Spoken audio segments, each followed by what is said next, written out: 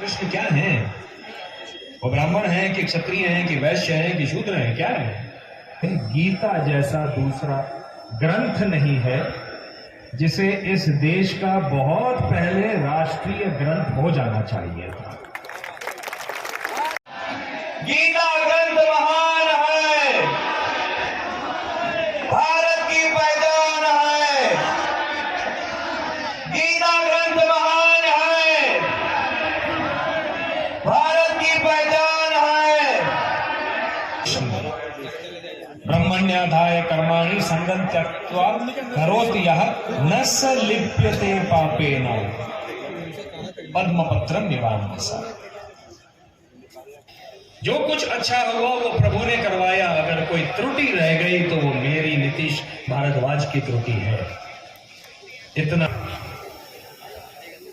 आज की गीता जयंती अर्थात मोक्षदा एकादशी के उपलक्ष्य में आप सबको बहुत बहुत बधाइयां, शुभकामनाएं, वंदन। दोस्तों, स्वागत है आपका मेरे YouTube चैनल ऑफिशियल प्रशांत में। आज कानपुर में गीता का पाठ हो रहा है और मैं भी आया हूँ गीता पाठ करने के लिए ग्रीन पार्क स्टेडियम, जो कानपुर का ऐतिहासिक स्टेडियम है। तो देखिए कितनी लंबी लाइन लगी हुई है। सभी गीता पाठ करने के लिए कानपुर के ग्रीन पार्क स्टेडियम में आए हुए हैं और ग्रीन पार्क स्टेडियम में अंदर सभी लोग प्रवेश कर रहे हैं। चलिए अंदर चलते हैं, देखते हैं अंदर क्या सीन होता है। देखिए पानी की व्यवस्था की गई है, सभी आए हुए भक्तों को पानी वितरित किया जा रहा है और बहुत ही सुंदर व्यवस्था करी गई है। चलिए अंदर चलते हैं। भागवत गीता का आज यहाँ पर आयोजन किया गया है। ये दूसरा अंदर गेट है जहाँ पर चेकिंग वेकिंग सब की जा। अंदर चलते हैं, देखते हैं अंदर का क्या नज़ारा है और भगवत गीता का पाठ करेंगे। आए हुए सभी भक्तों को देखेंगे और उनके साथ में हम भी गीता का पाठ करेंगे। आज ग्रीन पार्क स्टेडियम में सामूहिक गीता पाठ हो रहा है और मैंने भी गीता अपने हाथों में ले ली है और अभी हम चलते हैं सामूहिक गीता पाठ में। आइए। आज ग्रीन पार्क स्टेडियम में 1 लाख भक्तों के समूह इकट्ठा हुआ है और सब मिलके गीता का पाठ करेंगे। और आज महाभारत के जो कृष्ण जी हैं, श्री नीतेश भारद्वाज, वो यहाँ पे आए हुए हैं। तो अभी मैं भी आया हूँ ग्रीन पार्क स्टेडियम कानपुर में गीता का पाठ करने। जय श्री कृष्णा। चलिए मैं आप सभी को ग्रीन पार्क स्टेडियम दिखाता हूँ कैसा है कानपुर का ग्रीन पार्क स्टेडियम। यहाँ पर भगवत गीता का पाठ हो रहा है और अभी कुछ ही देर में नीतीश भारद्वाज जी यहाँ मंच पर आने वाले हैं। तो आपको तब तक ग्रीन पार्क स्टेडियम का नज़ारा दिखाते हैं। चलिए मेरे साथ देखें ग्रीन पार्क स्टेडियम कैसा दिखता है। कानपुर में गंगा के किनारे बने हुए इस ग्रीन पार्क स्टेडियम का इतिहास बड़ा ही रोचक है। ब्रिटिश हुकूमत के समय यहाँ पर एक मैडम ग्रीन नाम से एक ब्रिटिश मैडम थी, तो वो उनको घुड़सवारी का बड़ा शौक हुआ करता था। उन्हीं के लिए ये एक पार्क तैयार किया गया था, जिसका नाम बाद में उन्हीं मैडम के नाम पर ग्रीन पार्क पड़ गया है। वो यहाँ पे घुड़सवारी करती थी और उनकी घुड़सवारी को देखने के लिए अंग्रेज लोग यहाँ पे जुटते थे। उसके बाद यहाँ पर टेस्ट मैच, वनडे, आईपीएल ये सब होने लगा है। देखिए बच्चे आ रहे हैं और यहाँ पे सब गीता का पाठ करेंगे। कई अन्य अलग अलग स्कूलों से बच्चे यहाँ पे आ रहे हैं और सब मिल करके एक साथ गीता का पाठ करेंगे।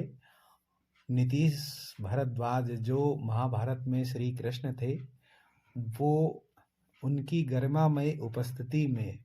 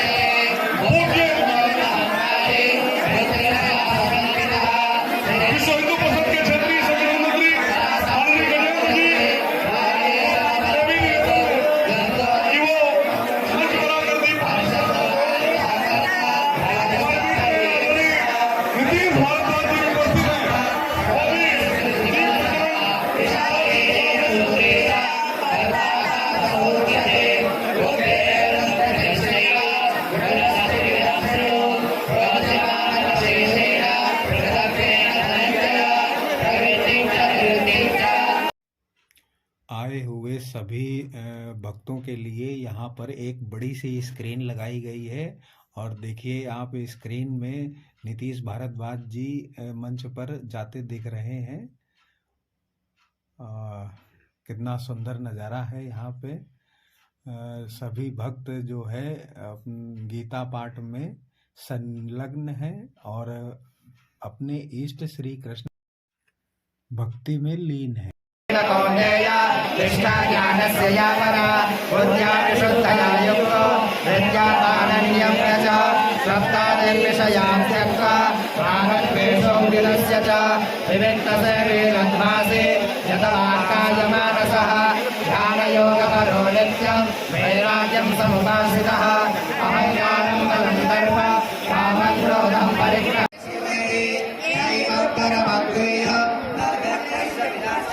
भक्तिमयि पराकृता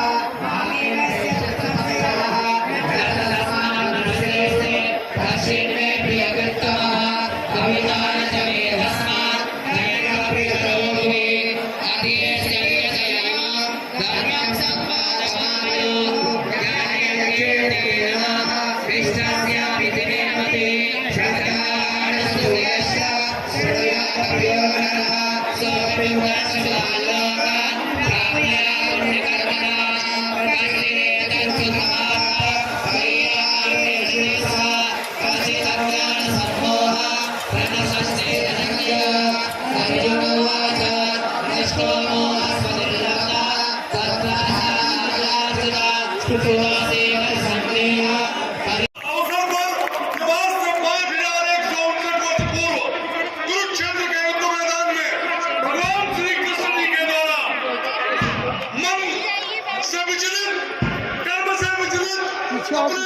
छात्र धर्म से विचलित अर्जुन को गीता का संदेश देकर धर्म मार्ग में प्रसिद्ध करने का काम श्रीमद् भगवद गीता को प्रकट करके धरती पर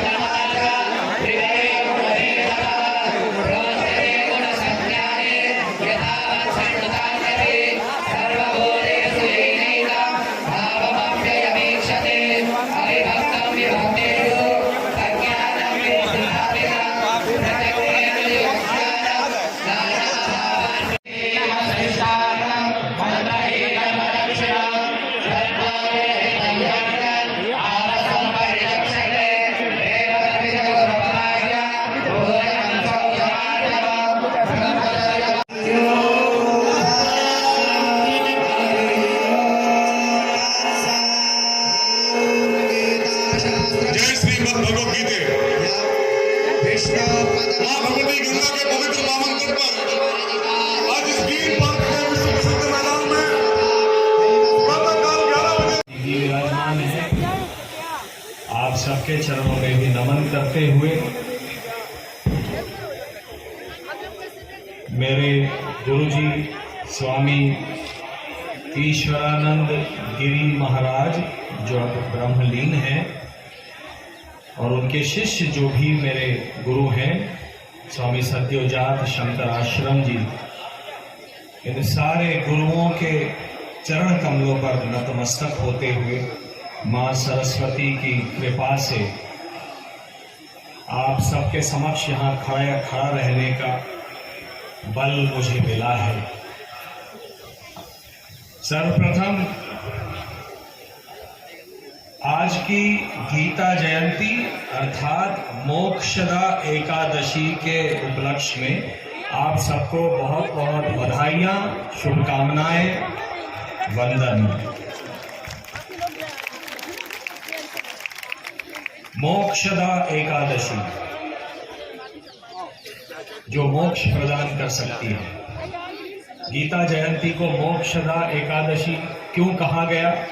इसकी अलग अलग कहानियां हैं, 2-3 कहानियां हैं, लेकिन जो कहानी मुझे भाती है वो ये है क्योंकि गीता का सार अपने जीवन में उतारने के बाद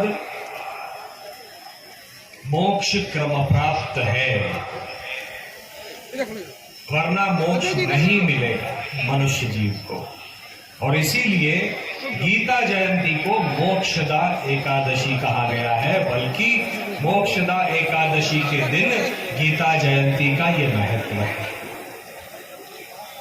कई सारे हमारे कैलाश मानसरोवर की यात्रा पर भी गए थे कि वहां पर बैठकर जो अनुभूति हुई, जो जीवन का एक पथ अग्रसर हुआ मेरे मानस पटल पर, उस पर चलने का प्रयास कर रहा हूं। और वही प्रयास, उस प्रयास में गीता जैसा दूसरा ग्रंथ नहीं है जिसे इस देश का बहुत पहले राष्ट्रीय ग्रंथ हो जाना चाहिए था।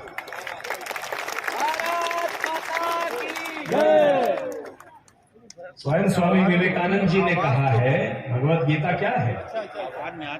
वेदों और उपनिषदों के चुने हुए पुष्पों का गुलदस्ता, ये है श्रीमद् भगवत गीता। और इसीलिए उसे ब्रह्म विद्या कहा गया, ब्रह्म विद्या। मेरे लिए कुरुक्षेत्र ये जीवन है, ये जीवन ही कुरुक्षेत्र है। वरना आज कुरुक्षेत्र पर लड़ाइयां नहीं होती, वहां मेरे ख्याल से बिल्डर लोगों में आपस की लड़ाइयां आजकल चल रही होंगी कि मैं बड़ी टाउनशिप बनाऊंगा कि आप बड़ी बनाओगे। कुरुक्षेत्र तो ये है जीवन।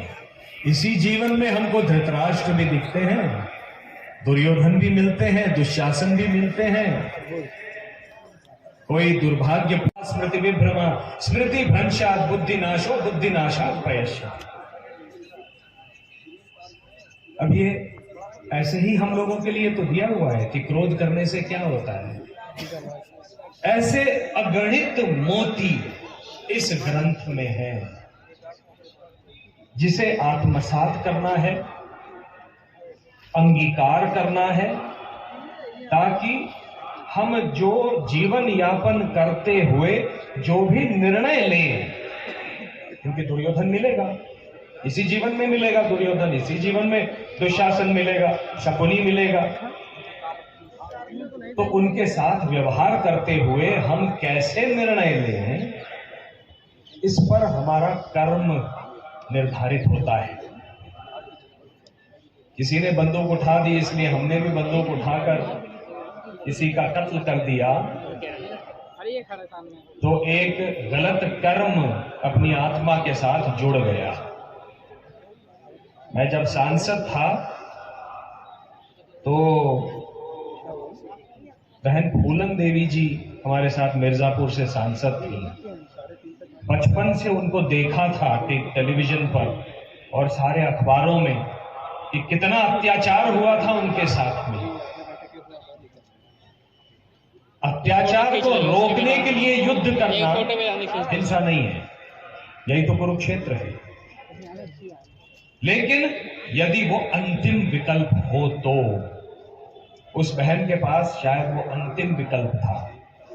बहुत कम बहनें हैं, इतनी हजारों सैकड़ों बहनों के साथ अत्याचार होता है, लेकिन सारी उन दुर्योधन दुशासनों के सामने खड़ा रहकर बंदूकों को भी निष्काम भाव से करना है, उसके फल को उस पर छोड़ देना है, ये भगवान कहते हैं। और उदाहरण क्या देते हैं?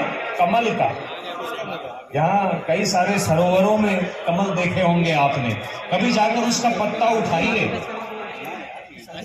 वो पानी पर तैरता है, लेकिन पत्ता उठाने के बाद वो पानी उस पत्ते पर दिखता नहीं है।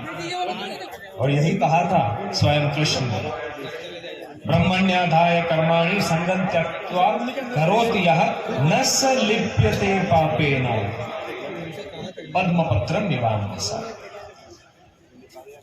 हम जो भी समाज में होता है उससे हमें अंतर पड़ता है, हम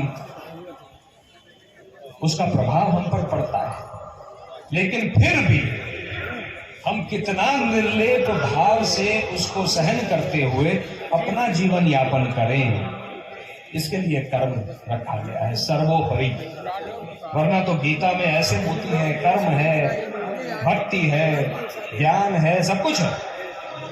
केवल भक्ति मनुष्य को अंधश्रद्धा की ओर धकेल सकती है, केवल ज्ञान मनुष्य को अहंकारी बना सकता है।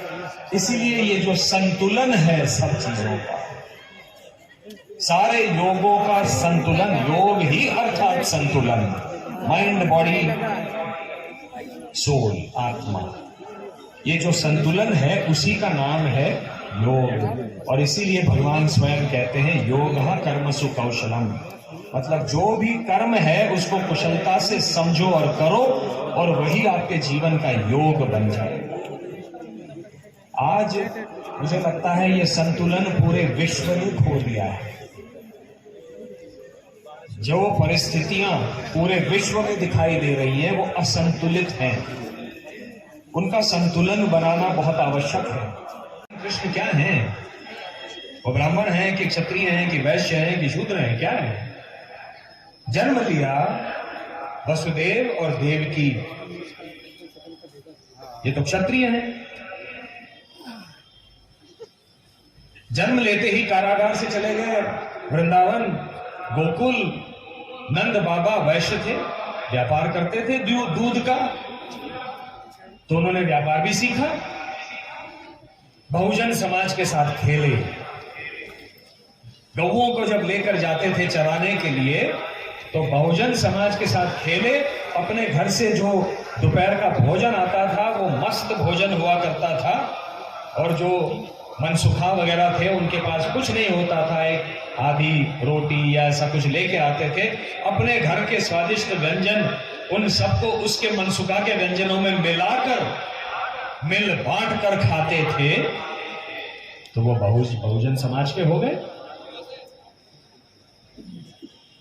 और गीता का संदेश देकर स्वयं को परम योगेश्वर बना गया, सर्वोत्तम ब्राह्मण। तो मैं लोगों से पूछता हूं कि जब स्वयं कृष्ण किसी एक मर्यादा में बंधे नहीं हैं, उन्होंने अपनी मर्यादा स्वयं बना ली, मर्यादा पुरुषोत्तम राम के बाद पूर्ण पुरुषोत्तम बन गए, कोई मर्यादा नहीं है मेरे ऊपर। हम हिंदू समाज स्वयं को मर्यादाओं में क्यों ढाल रहा है? हम ब्राह्मण ही क्यों हैं, हम वैश्य ही क्यों, हम शूद्र ही क्यों हैं? हम हिंदू हैं, हम हिंदू हैं।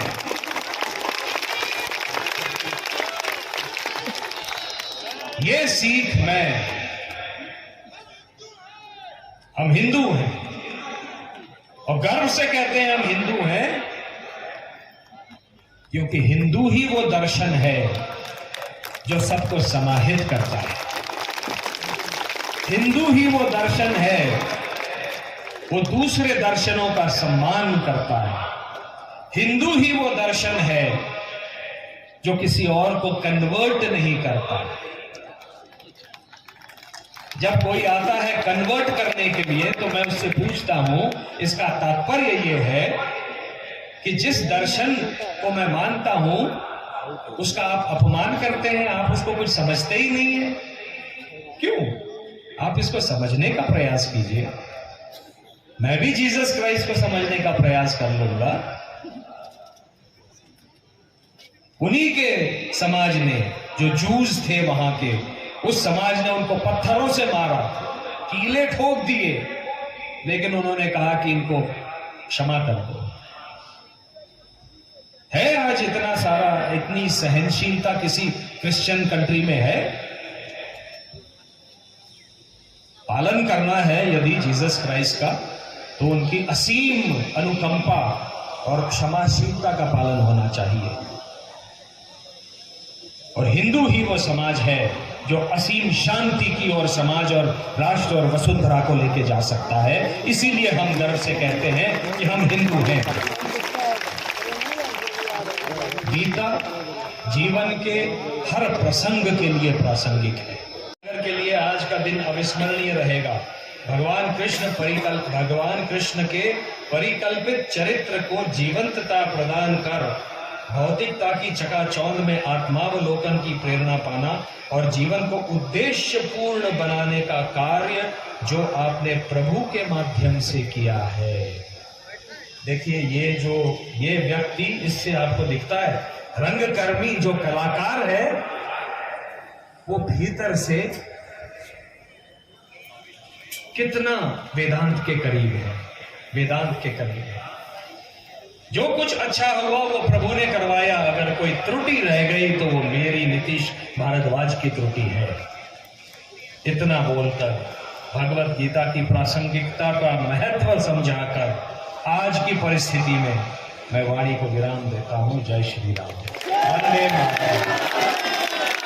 वंदे मातरम। नमस्कार। बहुत बहुत धन्यवाद आदरणीय नीतीश जी। हिंदू सहोदरा सर्वे न हिंदू पतितो भवेत्, मम दीक्षा हिंदू रक्षा मम मंत्र समानता। अंग्रेज विद्वान अर्नोल्ड टॉयनबी, जो नोबेल पुरस्कार विजेता हैं, उन्होंने भी कहा है कि 21वीं सदी का नेता भारत होगा। केवल भारत में ही वह सामर्थ्य है कि जो अध्यात्म और भौतिकता को समन्वित कर एक सामंजस्यपूर्ण मार्ग दिखा सकता है। और यह आज की बात नहीं, हमारे ऋषि जो दुनिया में प्रथम प्रमाण वैज्ञानिक के नाम से जाने जाते हैं, महर्षि कणाद, उन्होंने भी कहा है, ये तो हृदय निश्रेय सिद्धि स्वधर्म, जहां हृदय अर्थात भौतिक और निश्रेय अर्थात मंत्री माननीय गजेंद्र जी, जो राष्ट्रीय स्वयं सेवक संघ के प्रचारक हैं, उनसे निवेदन करूंगा कि माननीय नीतीश भारद्वाज जी का वह अंग वस्त्र भेंट कर और स्मृत चिन्ह भेंट कर स्वागत करने की कृपा करें।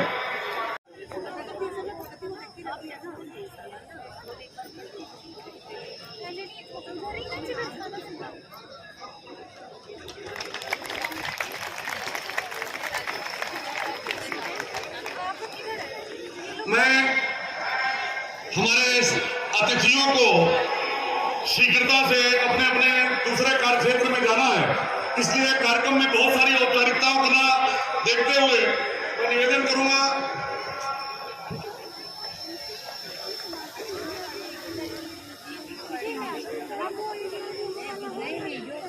डॉक्टर रोजना बिश्नोई जी, हमारी भारत सरकार के केंद्रीय राज्य मंत्री और सांसद महामंडलेश्वर साध्वी निरंजन ज्योति जी का वो अंग वस्त्र भेंट कर स्वागत कर रहे हैं। मैं इसी क्रम में